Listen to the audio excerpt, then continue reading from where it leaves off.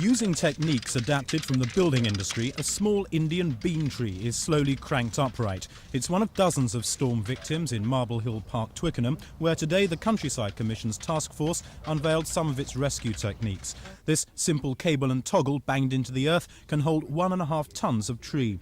Where rescue's impossible, this simple machine can lift a young tree, root and all, and transport it safely to replace one that's been lost. We're not suggesting for a moment that this is the right thing to do for every sort of tree, but both trees this size and indeed some considerably larger have bbing righted by this mechanism and have grown successfully.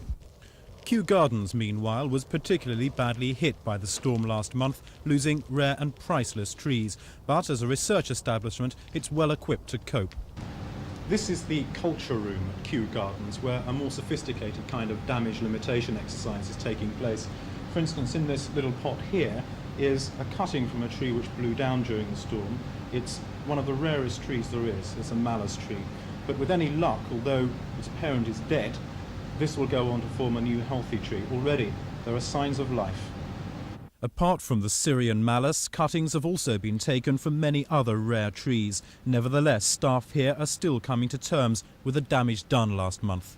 Well, I think fortunately at Kew, the damage, although large in number with 500 trees fallen, is patchy.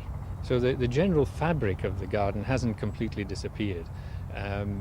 Tree lovers will know the gaps, but I would think that within the next 20 years or so, many of these will start to fill up with younger plants. Obviously not the size and maturity, that's lost. The historical part of the tree's collection is lost.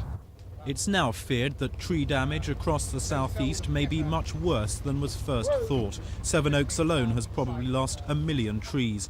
That means the initial estimate of 15 million trees lost may well need to be revised upwards. Techniques like this have never been more necessary. Paul Green in Twickenham for Thames News.